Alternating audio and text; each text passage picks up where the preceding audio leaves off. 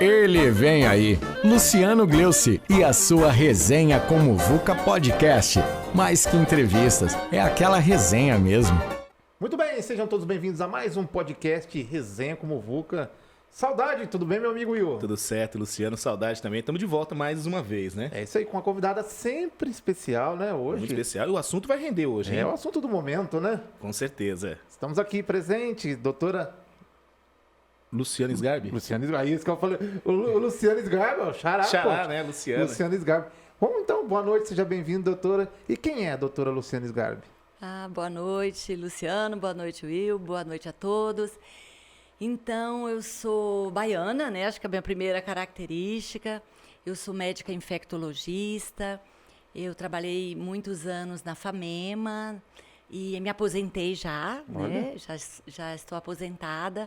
Trabalho na minha clínica, que é Sgarbi Vacinas. E sou casada, tenho 2 filhos lindos e aguardando os netos. Que legal, que bacana, né? Essa história é bacana. Veio da Bahia para cá direto, casou com um paulista? Sim, este foi um problema. Não consegui levar o marido, né, para a Bahia, mas estamos sempre por lá. Bahia é terra boa, né? Ô, terra de gente meu boa. rei, uma terra boa. A gente Pará sempre brinca dessas coisas, né? E se apaixonou por Marília, né? Sim, como não, né? Uma cidade acolhedora, cheia de jovem, movimentada. E esse envolvimento sempre com os universitários, né? Gera uma energia que você está sempre, né, se renovando, se reinventando, discutindo.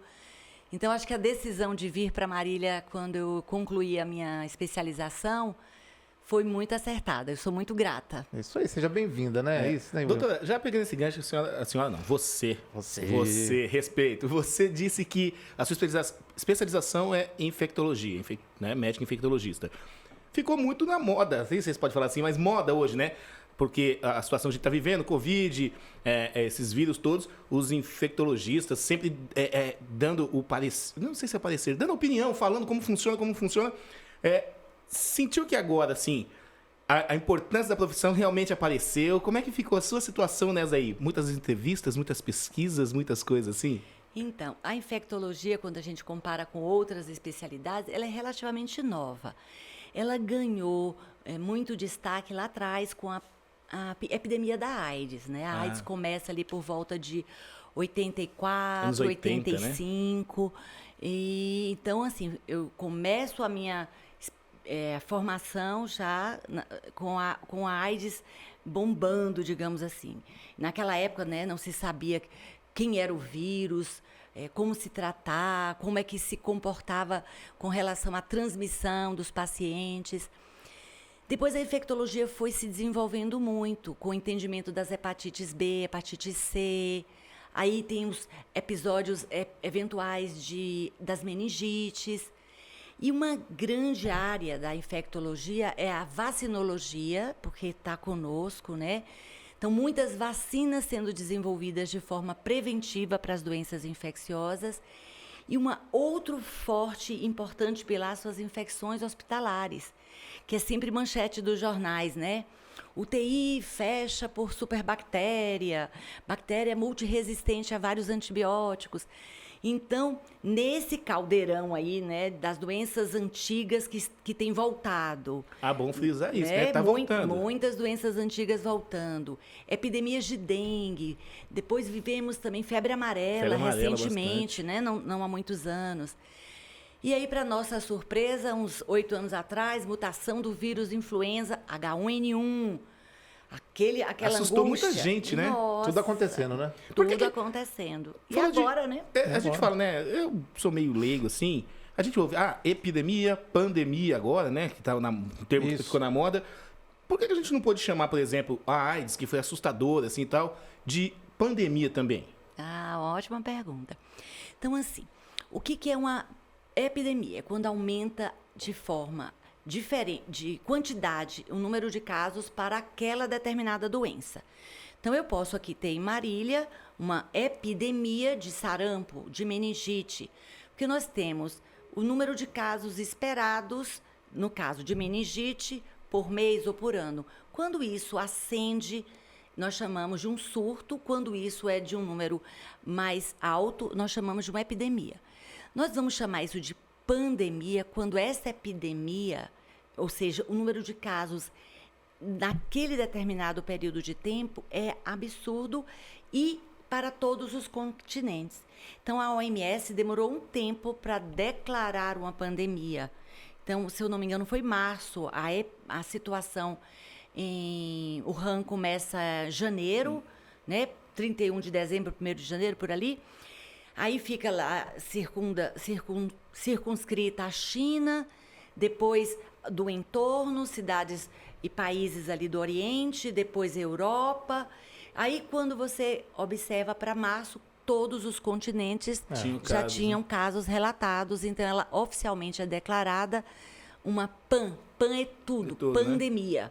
Todos os continentes tiveram... Olha só, um detalhe importante. Com certeza. E tem uma outra palavrinha que é endêmico. Endêmico é aquilo que virou feijão com arroz para a gente. Quer ver um exemplo? A dengue. Isso. Nós temos ela endêmica, ela acontece de janeiro a janeiro, com períodos de piora, que são os períodos ali do calor da chuva. Né? Então, ali a gente tem um aumento do número de casos e diminui. Mas ela é endêmica, ela acontece de janeiro a janeiro. A gente pode falar, desculpa cortar, Sim. mas assim, a gente pode falar que, nem sei se isso, mas assim, que daqui a alguns anos, talvez, a própria Covid, que a gente está falando tanto assim, acabe virando talvez uma endemia, então? Os vírus, né, do coronavírus, o vírus da gripe, vírus do sarampo, catapora, eles têm uma característica interessante. Eles são sazonais, eles são de época.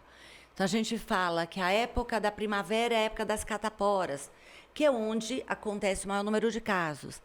E os vírus respiratórios, eles são mais frequentes no inverno, mas eles acontecem durante o ano todo e com um pico maior no inverno.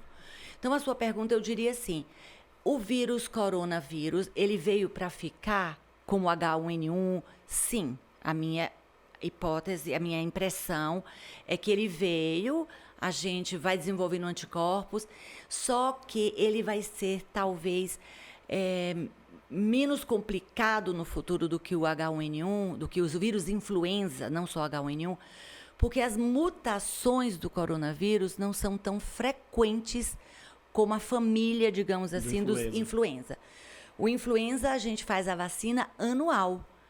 A cada ano eu tenho um vírus com mutações que já fazem com que a vacina do ano anterior já não sejam efetivas. O coronavírus, não, ele é um vírus que já mutou outras vezes, mas não é uma mutação tão contínua quanto é do H1N1. Então, a gente ouve falar todo dia aí das variantes, mas não é uma mutação que fez com que nós tenhamos perdido a ação de nenhuma das vacinas disponibilizadas até o momento. Sim. Então, as vacinas disponibilizadas cobrem todas essas variantes, né, que estão circulando do vírus. Agora, falando popularmente falando, né, claro, vivemos o melhor momento da pandemia? Será que se pode dizer o melhor momento? Olha, Luciano, sim. Por quê? Porque nós já estamos com um número de vacinados muito bom. A população brasileira respondeu de forma muito positiva à vacinação. É fato que temos algumas pessoas ainda que resistem por questões pessoais, políticas, ideológicas, mas que aos poucos a gente vem percebendo o convencimento também dessas pessoas da ciência, né? Então, quando a gente olha Marília está com mais de 60%, 62%, 63% da população vacinada com 2 doses. Então, hoje temos, considerando os 3 hospitais, 42 pacientes internados. Apenas. Que já foi quando a gente tinha isso numa enfermaria. Sim. Né? Então, o número de internados é muito pequeno. E quando a gente considera o Brasil, nós já ultrapassamos 100 milhões de vacinados com as 2 doses. Eu não sei, que eu não fiz essa conta, mas eu acho que proporcionalmente nós já temos o maior número de vacinados do que os Estados Unidos. Olha que bom. Doutora, sem querer dizer nomes, claro, né? Mas assim, até juridicamente dizendo, você acha que politicamente muita gente, vamos dizer, estaria viva hoje? Você acha que politicamente atrapalhou esse andamento das vacinas? Ah, sem dúvida, né? A gente sempre coloca assim que o pai é o exemplo. Não é assim na sua família? Sim. Então, se meu pai diz que pode, eu tendo a seguir o exemplo. Então, eu acho que tem uma responsabilização muito importante, né, do governo. Essa briga comercial, né? Isso confundiu muito, Isso. desnecessariamente, né? Porque não só as medidas de vacina, as medidas não farmacológicas que a gente fala, que são as medidas que não envolvem remédio, elas são muito importantes para diminuir a pandemia, diminuir a transmissão. Esses cuidados que a gente costuma falar, máscara. Vamos pôr máscara, vamos... Não abraçar, não beijar. Era um preço alto que pagamos, né? Sim. Porque o brasileiro é festa, é alegria, é convivência, é sorriso. Mas a gente tinha que entender que tudo tem um custo. Eu também tinha muita dificuldade de explicar para o meu paciente HIV que ele, para namorar a sua namorada, a sua esposa, o seu parceiro ou a sua parceira, tinha que usar preservativo. Ele falou, doutora, mas eu não gosto. Não gosto de preservativo. Eu falo, né, paciência, mas como é que nós podemos explicar? E tem que ter esse entendimento. É a mesma coisa, a doença é de transmissão respiratória. Então, máscara vai ainda fazer parte da nossa vida por um período ainda. Ela não é para ser tirada já. Eu até aproveito para dizer que eu estou sem, porque nós estamos aqui com distanciamento. E vacinados, né? Vacinados, agradeço a Deus todos os dias, eu já estou com a minha 3ª dose. Que bom. Doutora, esse pós-Covid, ele é tão perigoso quanto ao Covid? O momento? Esse pós? Olha, esse pós-Covid a gente tem que ter muito pé no chão. Existe um relaxamento, né? Exatamente. Lá atrás, quando começou a Covid em Wuhan, a gente pensava, esse negócio não vai chegar aqui não. Tá lá na China, né? Aí foi para a Europa, a gente via a Itália, Portugal, a Espanha. Chegou o carnaval. E a gente, não, tá lá.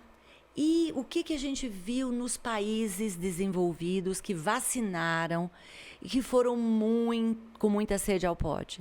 Eles tiveram um problema. Os Estados Unidos chegou a soltar fogos numa época que todo mundo teve uma comemorado que acabou, digamos assim, e voltou pior, né? Voltou pior. Então a gente tem que ir voltando, experimentando essa normalidade, mas tem que ter muita responsabilidade de cada um de nós, né? E a minha preocupação é a juventude, porque eu entendo a juventude, né? Eles querem beijar, querem namorar, querem estar nas festas e quer tudo de bom.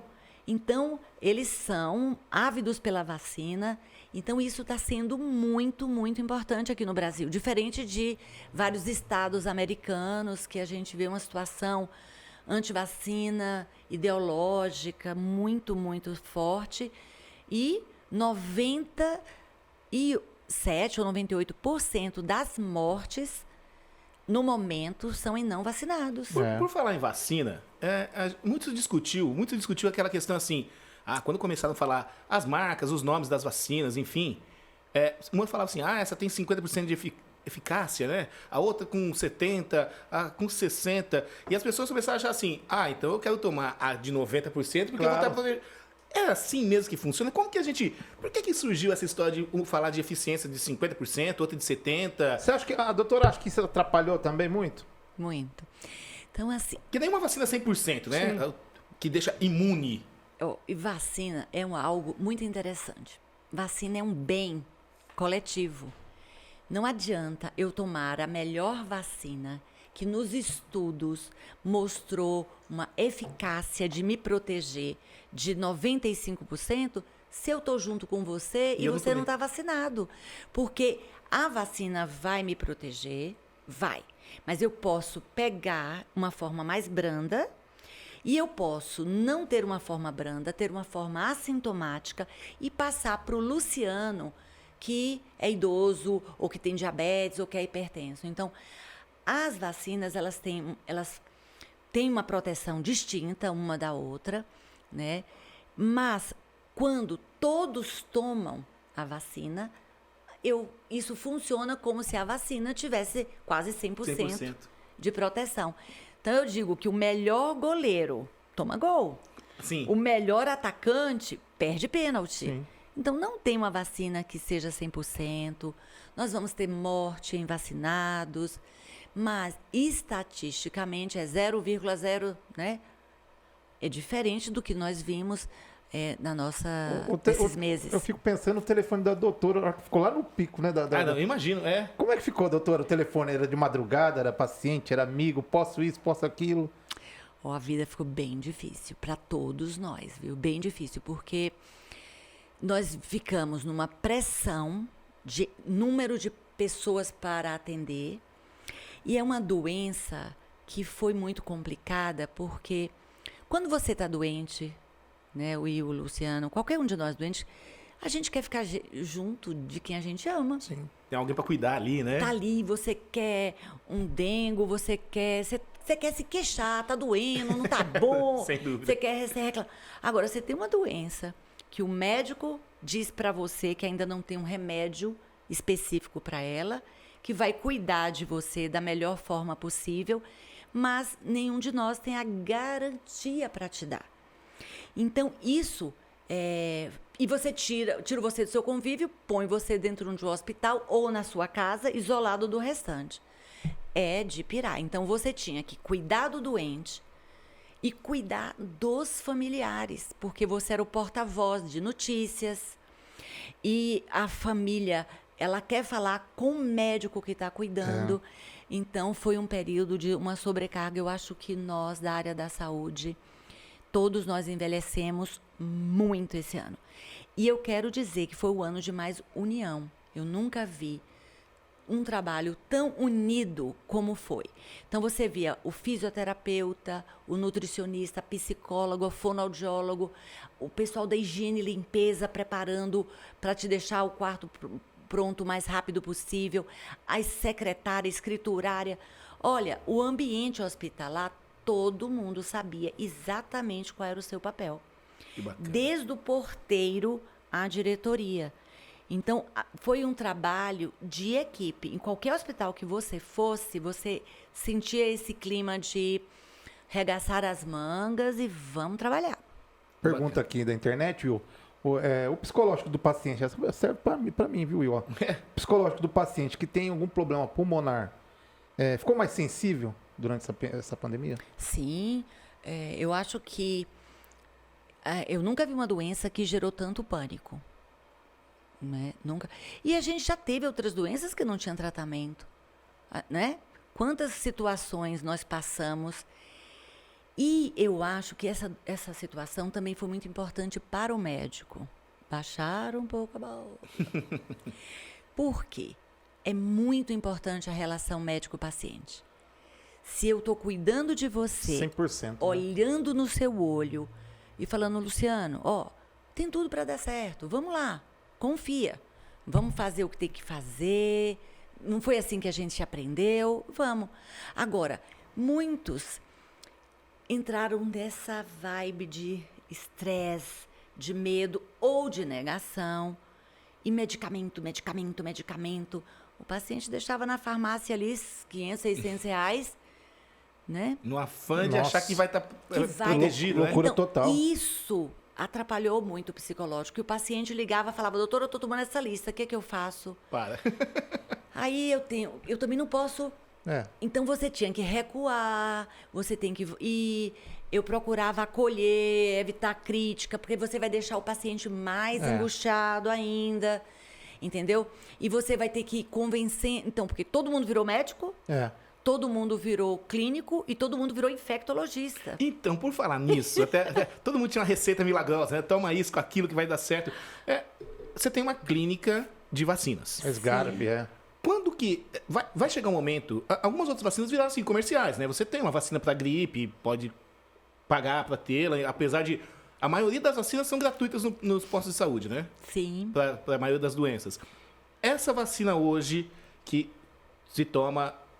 para o tratamento, para vacinação do Covid aí, ela também vai tornar uma vacina que a gente vai poder continuar tomando caso queira, ou comprando, de repente ela entra num protocolo de vacinação como a gente sempre tem todos os anos com a gripe, alguma coisa nesse sentido? Tem essa previsão já? Já se fala nisso? A expectativa é que sim, mas no momento sem chance, porque As vacinas, para serem comercializadas, elas têm que sair do uso emergencial. E numa pandemia, você tem que ter bom senso. Não dá para eu vender a vacina na minha clínica e quem não pode não comprar.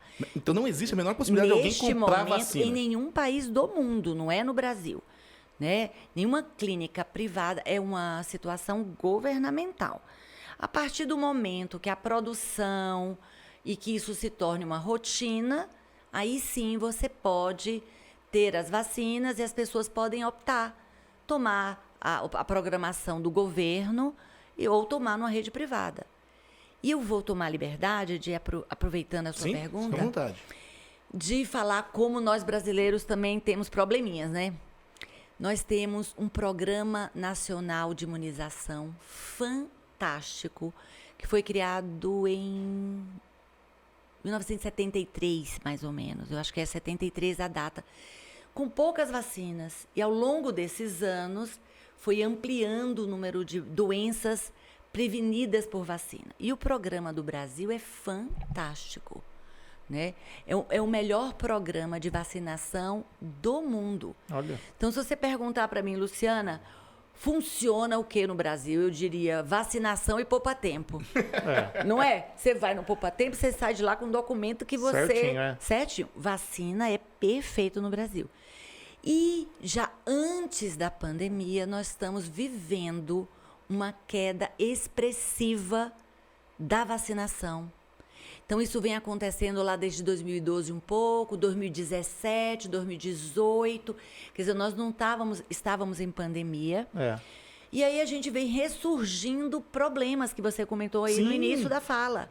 Então, nós tivemos surto de sarampo. O sarampo já estava erradicado do Brasil. Nós já tínhamos o diploma, né, digamos assim, da OMS, de que o sarampo estava erradicado.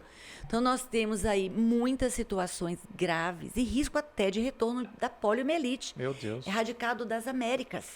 Eu acho que a pessoa deve falar assim, as novas gerações vão chegando e não se fala mais dessas doenças. Você fala, então não existe mais. Mas não existe porque todo mundo toma vacina todo ano, poxa vida.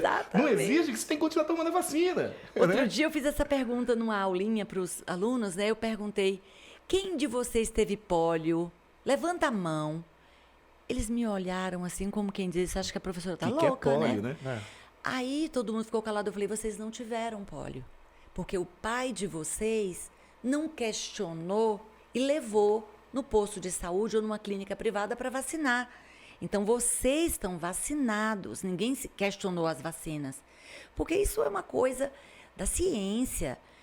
E eu imagino que os países que estão tendo mais problemas com o negacionismo das vacinas ou o movimento anti-vacinas, porque eles não viveram como nós vivemos epidemias de doenças relacionadas à infecção, porque está muito associada à questão socioeconômica. Sim.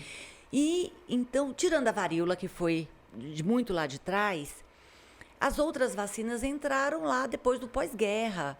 No Brasil, o PNI, que é o programa, foi de 73. Aí controlamos epidemias. Eles não tiveram a vivência com isso, porque o saneamento, a questão econômica, isso talvez faça com que eles não tenham uma memória do que é ter tétano, difteria, né? Qualquer luxe, surto de sarampo, de varíola, ou de meningite. Ô, Will, o programa já anda, né? Rende, né? Rende. O diretor, quanto tempo aí, diretor?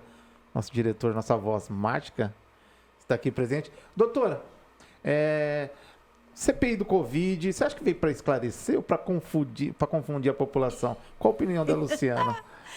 Olha, eu acho que a CPI foi extremamente importante. Porém, toda a questão política tem desvios, exageros, né? Então, assim, é complicado, mas levantou situações gravíssimas, com relação à pesquisa e ética médica, com relação à compra de vacinas, a subornos, que precisam, lógico, serem agora encaminhados para quem é de direito, que vai avaliar a veracidade de tudo isso e imputar a quem couber as responsabilidades. Mas eu acho que levantou muitos problemas, mas sem dúvida, onde tem político, temos problemas, porque tem interesses, né?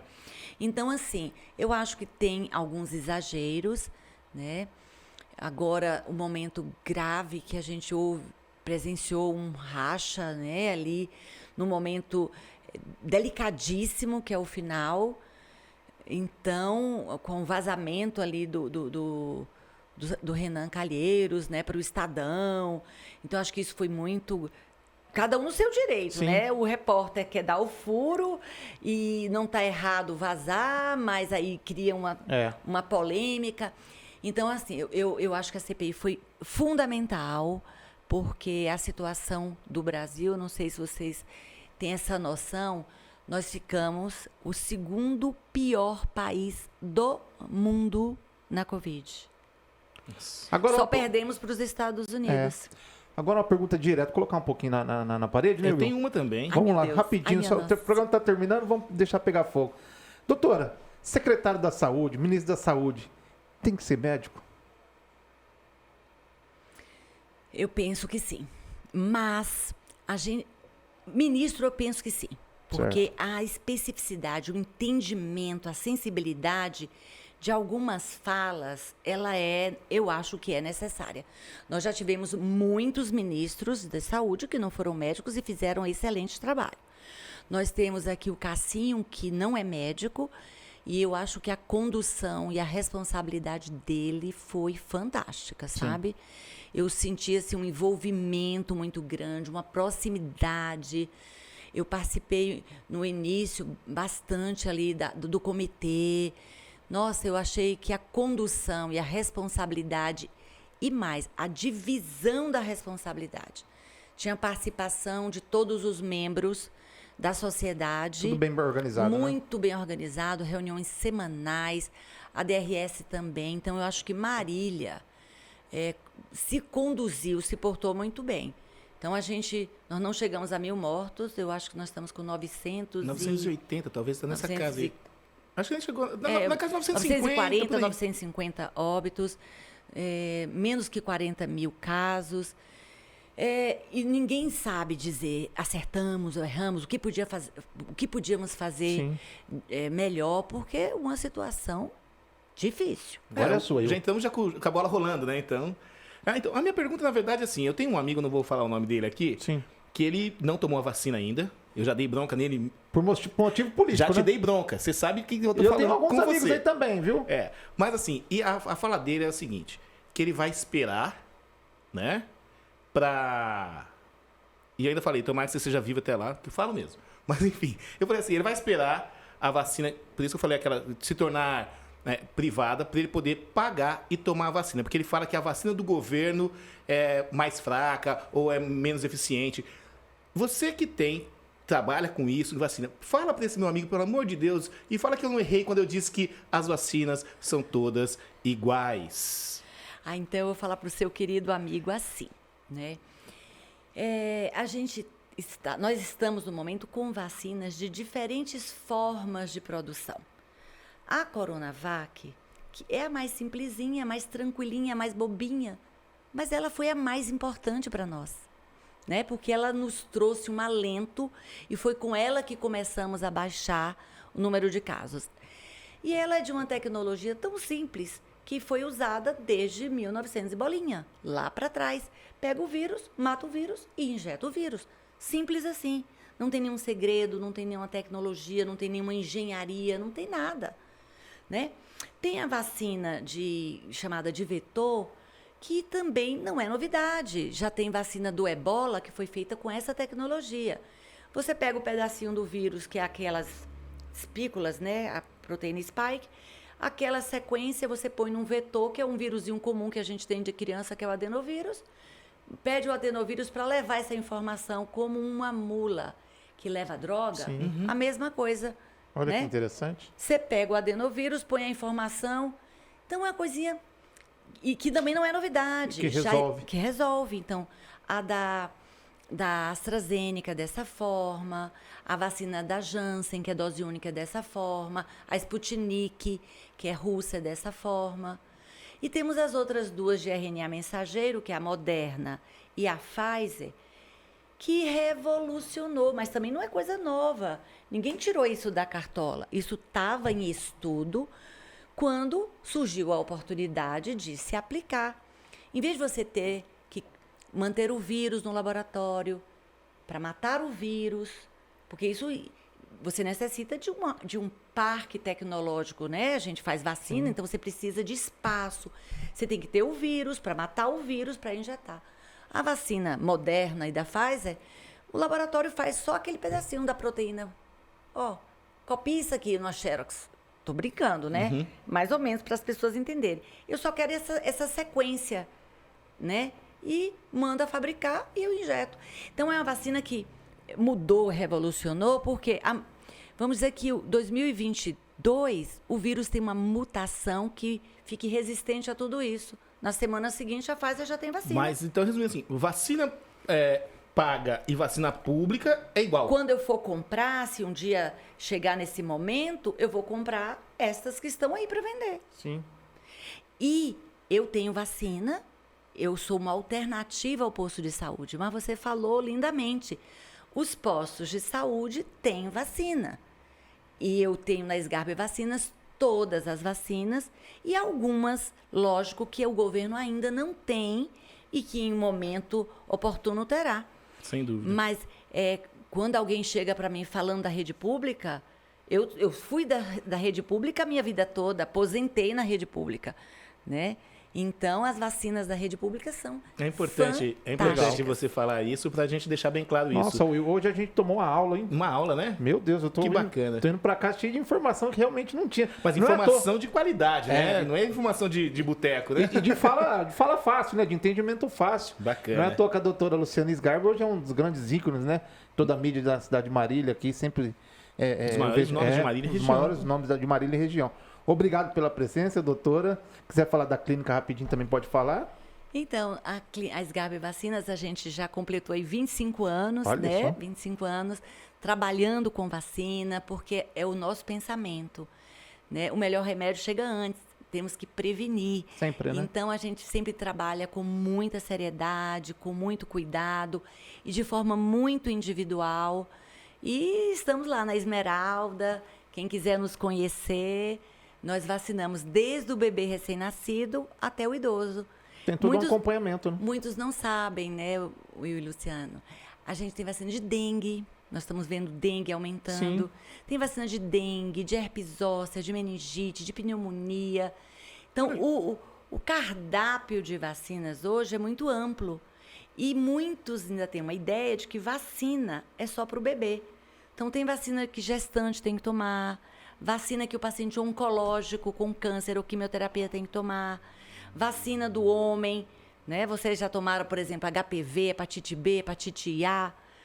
Então, tem muita vacina. Nossa. Estou achando Tomou? que vocês vão ter que... Tô achando que tem que dar uma passadinha Acho na que vou ter que Esmeralda, hein? Com tem certeza, que já dar vou uma agendar. passadinha. Obrigado, viu, doutora? Um abraço para Obrigado. vocês, um abraço a todos. Eu tinha mais perguntas, mas a gente vai fazer nos bastidores aqui, porque o Sempre, assunto sempre. rende. E quem sabe a gente não faz uma parte 2 disso, Sim, hein? com certeza. Vamos ter que trazer pelo menos daqui a 40 dias. É, mas a gente sempre pede lá na rede social os comentários, né? Se Sim. vocês querem, então já fala aqui que a gente agenda a parte 2. E aí você já manda suas dúvidas também pra gente preparar. Instagram também é Clínica Sgarbi, é isso? É Clínica Sgarbi. Isso, O então. Sgarbi Vacinas, tem a Sgarbi Vacinas e a Clínica Sgarbi. Certo. Né? Porque meu marido também é médico. Bahia ou Vitória? Ah, lógico que eu sou Bahia. Olha É aí. Bahia. É Bahia. Bom é Bahia. É isso aí. Somos 8 filhos. Nossa. Eu sou a única Bahia. Olha só. Deve ser fã do Bobô, que o Bobô Sempre fez é. títulos de... Campeão brasileiro, poxa. Fiquem com Deus, então, e até a próxima semana, se Deus quiser, Valeu. com outro convidado especial. A gente volta. Tchau, tchau. Até mais. Tchau, tchau.